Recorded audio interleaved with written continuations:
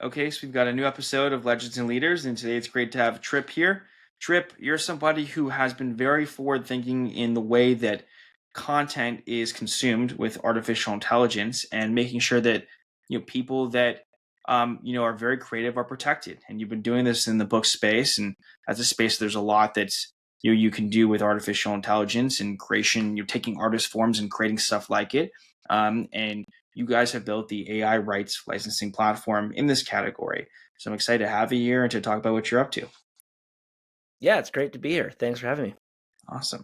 So Trip, how did you get interested in the space you're in now? What made you want to build in the AI category? Do you have like a background as an author? Like why this specific segment?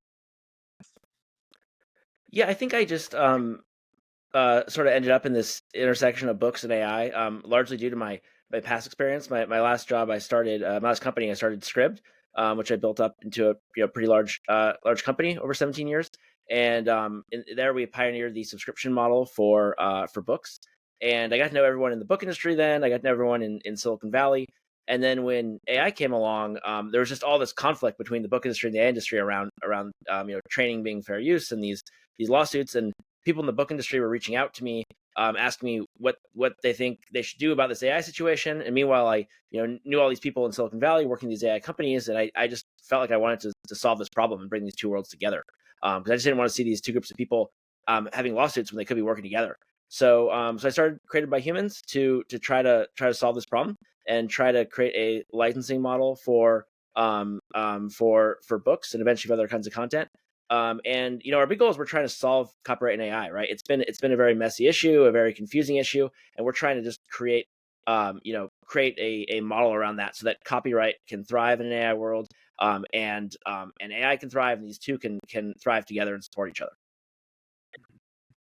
So just talking about like the script journey a little bit, like how much of that is translated over here? Is it a lot of the same people you're dealing with now? As you mentioned, it's kind of a similar space you're in. Like, what have been the biggest takeaways from that apply to what you're doing now? Well, I think there it was similar in that we had this idea that we would create the subscription model for books, and when we first went and told people in the book industry, they all said, "Well, that doesn't make any sense. Why would anyone want to subscribe for books?" And we built a product, we got some publishers on board, and that gradually kind of led to more and more momentum, and then eventually the subscription model became kind of one of the standard models of the book industry.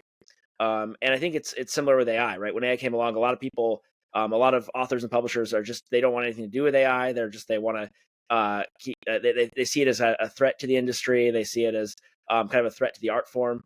But we think that if we can just similarly pioneer a new model here, we can actually make this something that the book industry really likes and gets behind and helps books thrive in a new way in an AI world.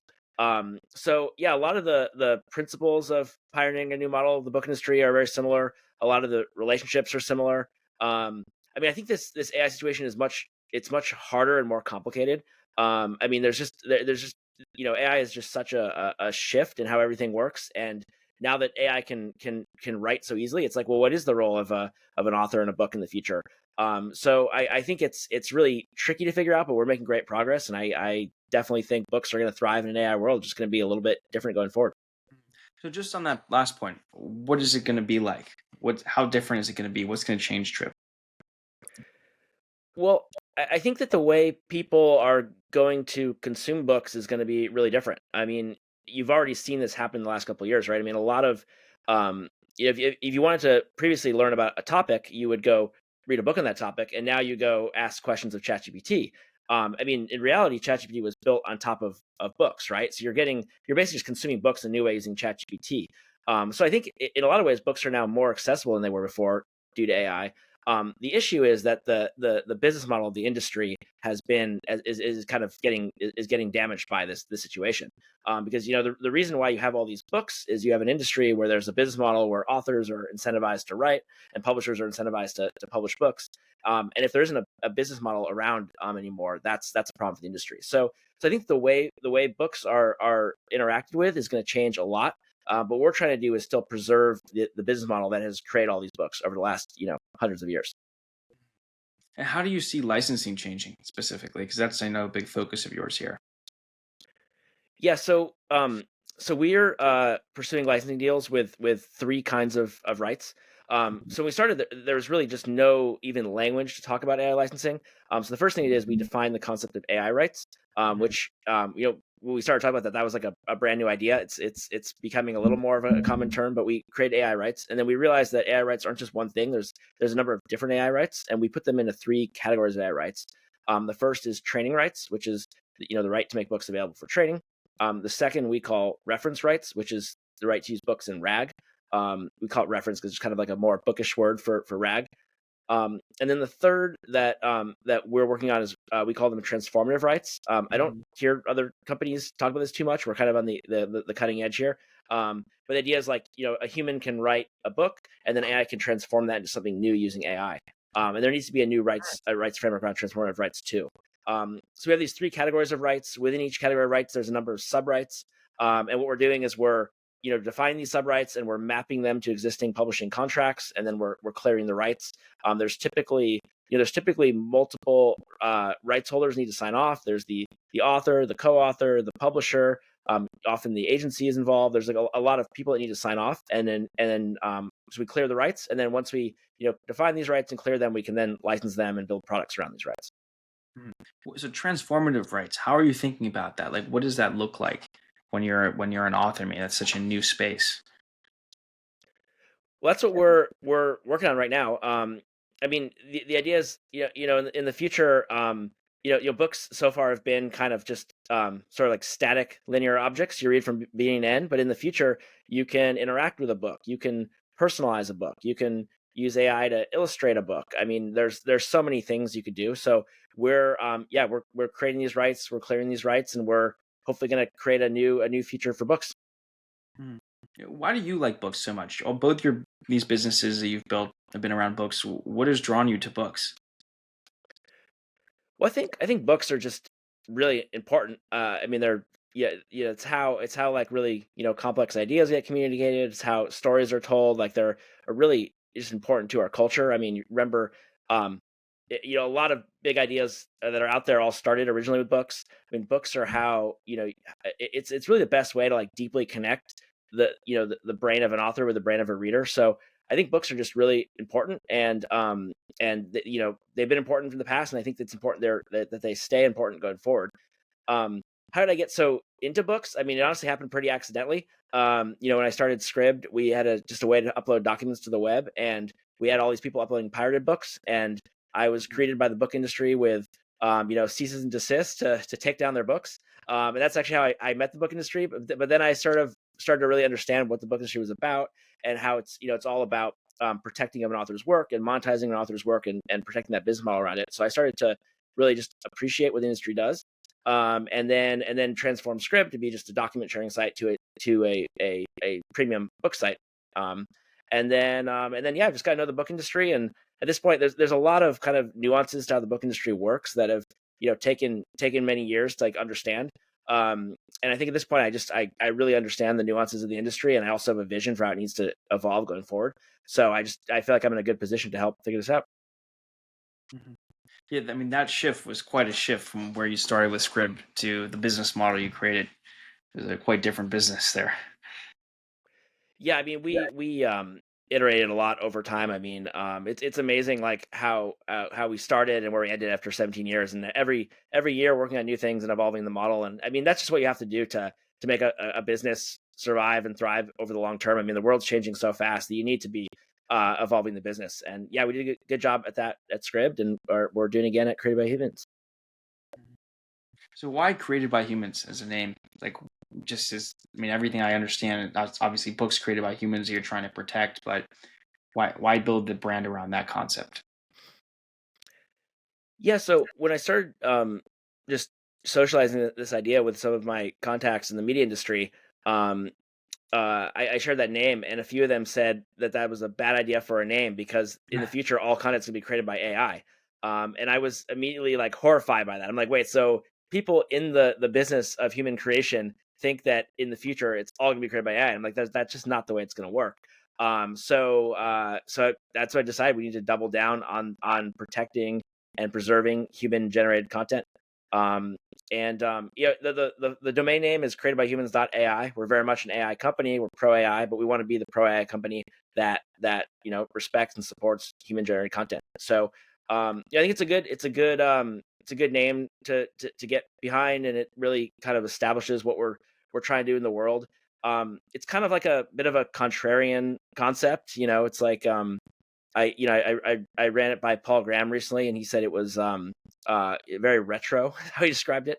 Because I mean, a lot of people are thinking like human content is the thing of the past, but I think in my opinion, I think human created content is just going to be really important going forward, and we want to be the company that protects it and preserves it and helps it evolve in the AI era. Yeah. Yeah, it's going to be super important going forward, and it's just about how you protect it that will make it important. If it's not protected right, it's just going to go away. Yeah, it's protecting it and it's evolving it and it's preserving a business model around it, right? Because if in the future every time an author writes a book, it's immediately picked up by all these AI models, and then everyone in the world has all the contents of the book through AI, like that doesn't really give authors much incentive to write those books. But if we can keep the business model of the industry alive, I think humans will keep writing books. They'll add value to these AI systems, and it'll all work together as a cohesive system. So, what are the biggest use cases of like people taking insights from the books? Like besides like querying, and just out of people trying to understand something better, is the biggest hindrance to these authors when it comes to like AI writes like summaries, like, or is it kind of taking their insights and generating a book itself? Like, what is kind of the biggest concern rights wise? Well, this is what these lawsuits are going on and on about, and there's a lot of different opinions, and I'm not sure there's simple answers here. Um, I mean, the first area that's getting that's pretty contentious is just whether training is fair use or not. I think there's still that's still very much kind of like up in the air, and these lawsuits are gonna help resolve that. In any case, like we think having a paid model for training is the right way to go, and we've built a model where we've made it a lot easier for AI companies to get these books. At first, I think the reason these companies didn't license for training is it was just too hard to get the rights, because if you need millions of books and each book has multiple rights holders, it's just impossible to clear those rights. But we're making progress on that, and I think that would help move the world toward a licensing model for training. Um, and then the second area that's kind of being figured out is then the outputs, right? Obviously these models won't replicate a book fully. Like if you say, give me the text of a particular book, the AI models can say it doesn't have the rights to do that. But there's all this sort of like in between. If you say give it a summary, give me a summary, or give me a paragraph, there's sort of like all this gray area of like what is acceptable and what is not. And that's what we're trying to figure out. But we believe that if these models should kind of limit what they do with books, and there should be a business model around that, and that's what we're building out. Well, from your conversations with authors, Trip, like what do they think about what you're doing? How willing have authors been to sign up and back you, basically? Yeah, so it's all over the place. There are quite a Yeah. few authors who are just do not want to think about AI at all. They just call it a distraction, and they're like they don't want to think about it.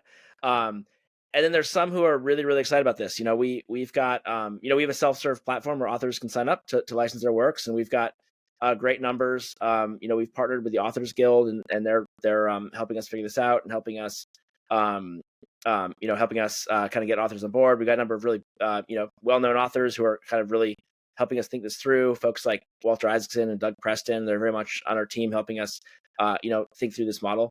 I think that as long as there's a few authors who are willing to kind of go first and help figure this out, I think that in the near future we will figure it out, and then I think the rest of the authors will come on board. But in general, I've found there's plenty of authors who are really interested in this, really excited about this. They really understand like the importance of this. It's been fun to work with them to figure this out. Mhm. Has like Walter given you any really like fascinating insights into building this and stuff that you've applied that has like stood out Insights into what? into just building this for authors, like by authors for authors with that kind of mindset? Yeah, I think he's like just kind of a thought partner on this. I think he's kind of aligned on the vision here that books play a really key role in these AI models, and there just we need to put the plumbing in place in order to kind of connect these two worlds. And Walter, I mean, he's given the people he's hung out with and the biographies he's written, he's definitely like an entrepreneur himself, and yeah, he's been great to work with. Yeah, I mean that's an incredible person to have on with your team, and he's written some of the best books out there. Um, it's a great asset. I mean, just the way the content is created with AI. I mean, the way it builds it, it's probably already scraping lots of this stuff now, anyways. Just different insights from authors. Is there any way to kind of go back to these companies that are building models and saying, "Hey, do a deal with us to provide authors their fair share"? Is that even something that you think that you can argue for? Like, what are your thoughts on that? I know a lot of different media companies have done stuff like that and specific deals with some of these leading AI companies. Yeah, I think it's kind of there's a lot of different things going on with different AI companies. Some AI companies are they're in these big lawsuits with authors and they want to let those resolve before they do anything. There are others who really want to start evolving this model. We just signed one really interesting deal. We haven't announced it yet, but they're going to be linking to books for sale and helping share revenue with authors. So I think each deal kind of moves things in the right direction. And yeah, I think over time the market will work this out, and it'll work out, but just taking some time for all these different pieces to come together. Yeah, I mean, it's very new. The AI wave is new, and what you're doing is new. So it's like just a space that's figuring itself out. Well, that's one of the interesting things about it is it's such an amorphous situation with so many different Yeah. players and so many things happening, and there's so much confusion, and it's a perfect, like, just a perfect space for to come in as a founder and just sort of make sense of it and build a business. And it feels like every week, every month, it just feels like we get closer to solving this, and eventually I hope we create a world where authors will be writing lots of great books, AI companies will be learning from these books and paying authors for it, and it'll all work well together. hmm Have you seen that these AI companies want to do something like this with you? It really depends. There are some that are want to let these lawsuits resolve before they do anything, and there are some that are really eager to do this. And I think we just need to get the first few deals will lead to the next, and eventually it'll kind of we think all AI companies will want to embrace this kind of model over time. It's going to take some time to put it in place. So what is the next like kind of roadmap goals for you look like? Like what are the biggest priorities you're focused on right now, Trip? Is it onboarding authors? Is it talking to AI companies? Like what is the biggest focus? Yeah, so to start, it was figuring out the AI rights and building the licensing platform and putting together our first AI licensing deals. And that's been going nicely. We've got more deals in the works, so I think there's gonna be more and more deals that happen over time. We've also been building out the infrastructure to manage all this. I mean, we're not we're handling the legal piece. We're also kind of building the infrastructure that connects the book industry and industry. So there's a whole infrastructure layer we're building out. And then we're gonna also start building our own. We're starting to build our own products on top of our platform, because we built this both for to do deals with AI companies, but also to build our own products. So we're basically becoming a customer-owned product and building our own things too. Wow, that's interesting. The relationship there. Yeah, no, we're building a lot. Yeah, we have a lot of stuff in the works. So yeah, we'll have some cool things to announce soon. Any collaborations with Scribd, do you think? Um, Potentially, yeah. There's some stuff. Yeah, Yeah. I mean, I would think that there's a lot, especially because of the vast network of just authors has now. I mean, it's like everybody is on Scribd, so you've got that huge base. So you could have just an easy port over option for this. Yeah, no, I mean, there's definitely some touch points and some similarities. I mean, obviously the company has a lot of similarities and a lot of similar threads. So yeah, there's definitely some stuff we can do together. Mm. And Trip, what does this look like over the next 5 to 10 years? Like, what is the end game goal here? What is the company going to look like as this vision progresses? Well, yeah, I hope we can create a new model for the book industry, and then I think also evolve this to other types of content too. I mean, I think these principles apply really well to music and to video and to art and to all kinds of different content. Um, I hope we solve this problem for the AI companies. Hopefully they're not getting sued anymore, and they're working with us and getting the data they need in a a way that they can be legally confident about. And then I hope we reinvent what a book is, and we reinvent the future of human creation. And I mean we're gonna be building some cool stuff, and I think it's gonna just kind of change what a book is and what it means to be a human creator, and how that exists in an AI world. That's awesome. Trip, that was all the questions that I had. I appreciate taking the time and doing this. From one mission with Scribd, which was a really important mission to make books accessible to a lot more people, to now protecting artists. So you're two different pieces of this space. I think it's great that you're still in the category and that you care a lot about it. And I'm really excited to see this all come to life. I think it's a really important thing you're focusing on here. So thanks for taking the time and sharing what you're up to.